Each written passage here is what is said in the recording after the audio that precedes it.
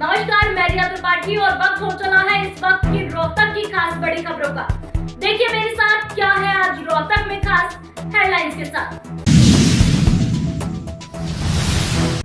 हरियाणा में कांग्रेस बाप और बेटे की पार्टी बनकर रह गई है कि सवाल पर भूपेंद्र हुड्डा का भाजपा पर तंज। बोले हरियाणा में गुरु चेला चला रहे हैं पार्टी, दिल्ली से होते हैं ट्रांसफर।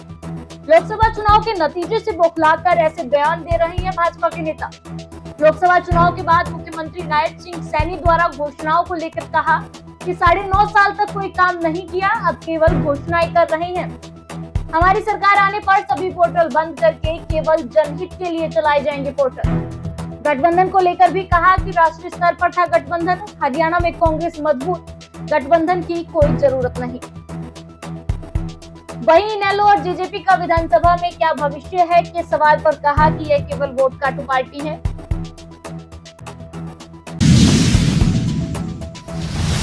पार्टी है, समुद्र पार्टी है।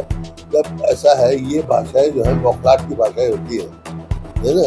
अब जैसे बिल्ली होते हैं ना, ये सैनी बिल्ली खंबा ही नचा करते हैं, ये बातें जो वो है बौखलाहट की भाषाएं हैं। बात तो असली तो ये है, गुरु चेला सरकार चला रहे हैं, बदली दिल्ली से हो रही है, उनकी इतनी क्षमता नहीं है, सबको मालूम है इस बात को कौन क्या कर रहा है।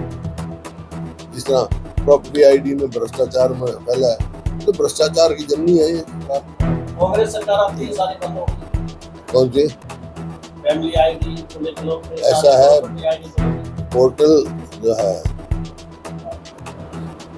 मैं कोई पोर्टल के खिलाफ नहीं हूँ, लेकिन पोर्टल वही इस्तेमाल होगा जो जनहित में होगा। जैसे हमने किया था डिजिटाइजेशन, बिजली का बिल भरने का, टेलीफोन, प्रॉपर्टी आईडी का, ये सब जो है लोगों को प्रश्न अब कह रहे हैं हम ठीक करेंगे, वो करेंगे। अरे लोग लूट लिए, भ्रष्टाचार मतलब हाय तौबा होली, अब क्या ठीक करेंगे ये। तो जो भी पोर्टल होंगे उनको, इनका तो काम ही था, कोई समस्या विधानसभा उठाते तो मुख्यमंत्री उठ के कहते पोर्टल बना रहे हैं।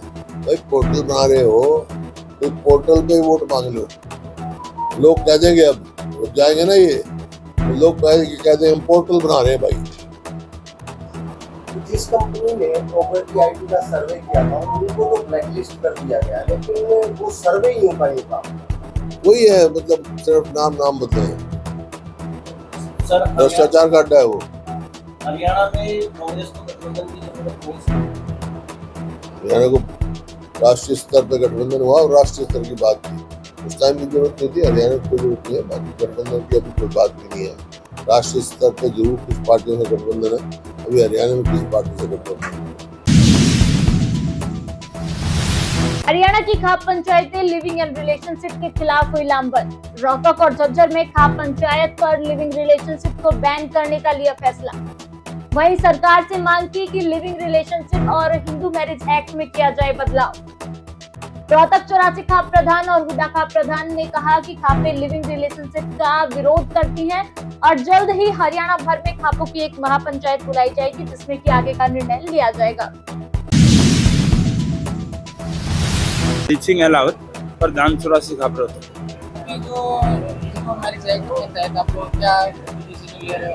देखो, हम जो है हिंदू मैरिज एक्ट के बारे में, हमारे जो हरियाणा का या उत्तर भारत का जो है ना, बिल्कुल जो कल्चर है ना वो अलग है।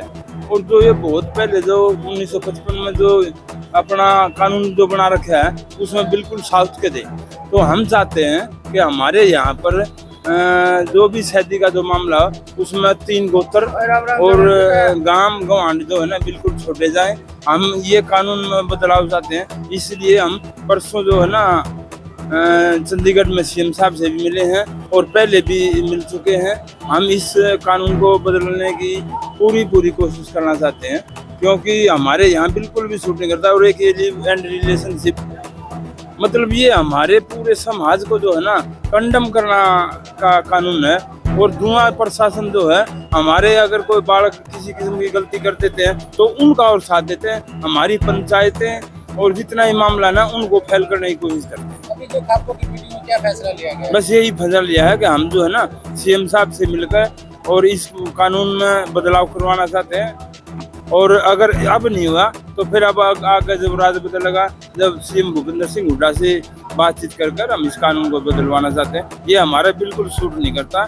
हमारे बच्चों पर इसका बहुत बुरा असर पड़ रहा है और सारा मामला गलत हो रहा है। हम इसको ठीक करवाना चाहते हैं। लिव एंड रिलेशनशिप का ये क्या कानून है जो हमारे बिल्कुल यहाँ पर तो किसी किस्म का भी मतलब सूट नहीं करता, ना हमारे यहाँ इस तरीके का कोई कल्चर है। हमारे हरियाणा में या उत्तर भारत में इस तरीके का कोई कल्चर नहीं। आप अपनी मर्जी से कोई मतलब अपने अलग से रहो और मतलब ये सारा मामला जो है ना गड़बड़ है। हम इस कानून को बदलवाना चाहते हैं। अभी फैसला लिया गया किसको बंद किया जाए? हाँ, फैसला ये लिया है अगर इसको बिल्कुल बंद किया जाए और हमारा जो मतलब कल्चर है, हमारे गोत्र छोड़े जाएं और हमारे गांव गवांड का भी मामला जो छोड़ा जाए। इस मामले में हम इकट्ठे हुए हैं और आगे इसको हम पुरजोर कोशिश करेंगे और बहुत बड़ी पंचायत करने जा रहे हैं। बस अभी कोई टाइम नहीं टिका है। हम पूरी बड़ी पंचायत करके पूरे हरियाणा का मामला इसमें उठाना चाहते हैं। एमडीयू के शिक्षक दूसरे दिन भी धरने पर बैठे हुए हैं। 100% अनुदान की मांग कर रहा है शिक्षक संघ। विश्वविद्यालय को सेल्फ फाइनेंस करने की योजना का भी किया विरोध। महर्षि दयानंद विश्वविद्यालय शिक्षक संघ ने महर्षि दयानंद विश्वविद्यालय में कुलपति के दफ्तर के सामने दूसरे दिन भी अपना धरना जारी रखा। 2 महीने से वेतन नहीं मिलने और अन्य मांगों को लेकर सरकार से नाराज शिक्षक संघ के प्रधान विकास सिवाच के नेतृत्व में अनिश्चितकालीन के लिए धरना दिया जा रहा है। आज लगातार हड़ताल का तो दूसरा दिन है, लेकिन हम पिछले हफ्ते से हड़ताल पे बैठे हुए हैं। शिक्षकों की हड़ताल सारे शिक्षक 2 दिन से लगातार आ रहे हैं। प्रमुख मांगे हमारी ये है कि जैसे एडिड कॉलेजेस की तर्ज पे 95% एडिड कॉलेजेस को जैसे सरकार की तरफ से अनुदान दिया जाता है तनख्वाह का और पेंशन का, वही हमारे सारे विश्वविद्यालयों में, हरियाणा के सारे विश्वविद्यालयों में हमारी एक ही मांग है कि सरकार 100% तनख्वाह का हिस्सा और पेंशन का हिस्सा सरकार वहन करे सभी शिक्षकों की, चाहे उसमें एडिड शिक्षक हों, ना चाहे उसमें गारंटी नेट वाले बजटेड शिक्षक हों, चाहे सेल्फ फाइनेंस के शिक्षक हों, चाहे कोई गेस्ट फैकल्टी है, सभी की तनख्वाह का हिस्सा और सभी पेंशनर्स की हिस्सा, जिसमें शिक्षक हैं गैर शिक्षक हैं, सभी की दोनों पोर्शन सरकार वहन करे, 100% सरकार वहन करे। हाँ, ग्रांट को लेकर भी हमारे बहुत सारे सवाल हैं। ग्रांट इस साल की 148 करोड़ रुपया DHE ने मंजूर करे हैं बजट में, लेकिन अभी तक एक फुटी कौड़ी भी किसी भी विश्वविद्यालय को हरियाणा में नहीं मिली है। तो बड़ी दुर्भाग्य का विषय है कि शिक्षकों को तनख्वाह के लिए हड़ताल करनी पड़ रही है। लोन की बात पीछे आई थी, उस चिट्ठी के शुरुआती पैरे में लोन की बात है, लेकिन दूसरे पन्ने के ऊपर गारंटी नेट ही लिख रखा है। तो हमारी एक मांग ये भी है कि पहले पन्ने से भी लोन जो शब्द है उसको हटाया जाए।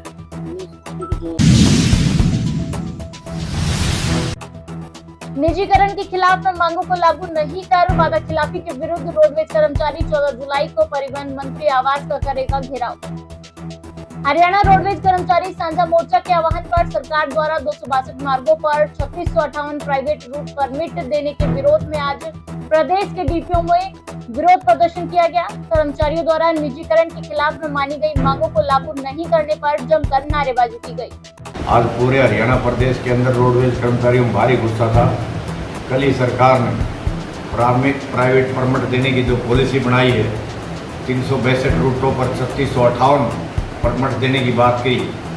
इसके विरोध में पूरे हरियाणा प्रदेश के सभी डिपो में ज़बरदस्त प्रदर्शन किया गया, जबकि पहले से पूरे ग्राम पंचायतों से लेकर के छात्र और छात्राओं के हस्ताक्षर करवा के रोडवेज का कर्मचारी कई बार सरकार को भिजवा चाहे कि सभी ग्राम पंचायतें और छात्र छात्राएं और रोडवेज का कर्मचारी ये चाहता है कि रोडवेज के बेड़े में सरकारी बसें बढ़ाई जाएं। किसी भी जनता के हिस्से की मांग नहीं है कि परमिट दी जाए, लेकिन फिर भी सरकार अपने चहेतों को फायदा पहुंचाने के लिए रोडवेज का निजीकरण कर रही है। इस विरोध में भारी गुस्सा देखे गया कर्मचारियों में, और इसको देखते हुए 14 तारीख को परिवहन मंत्री का घेराव किया जाएगा। अगर फिर भी सरकार इन परमिटों को वापसी नहीं करती है तो रोडवेज का कर्मचारी ने चाहे कितनी लंबी हड़ताल करनी पड़े, कोई भी कुर्बानी देनी पड़े, रोडवेज का कर्मचारी रोडवेज का निजीकरण नहीं होने देगा।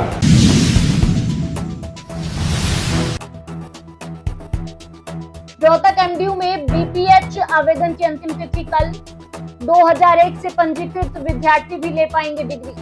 12 जुलाई को लगेगी मेरिट लिस्ट। महर्षि दयानंद विश्वविद्यालय रोहतक में नई शिक्षा नीति 2020 के तहत सत्र 2024-25 से चलाए जा रहे 4 वर्षीय bachelor of public health course में दाखिले के लिए ऑनलाइन आवेदन करने की अंतिम तिथि 10 जुलाई है। रोहतक में ज्वेलर के कर्मचारी से लूट। सीसीटीवी में कैद हुआ मामला। बाइक सवारों ने रास्ता रोककर की मारपीट। स्कूटी और 2,75,000 छीने। रोहतक में एक ज्वेलर्स एजेंट से लूट की घटना सामने आई है। वारदात उस समय हुई जब एजेंट बैंक से 2,75,000 रुपए निकाल कर दुकान पर लौट रहा था। इस दौरान मोटरसाइकिल सवार 3 युवकों ने उसका रास्ता रोक लिया और मारपीट कर उसकी स्कूटी व 2,75,000 रुपए छीन लिए। ये थी आज की रोहतक की दिन भर की खास बड़ी खबरें। कल फिर मुलाकात होगी नई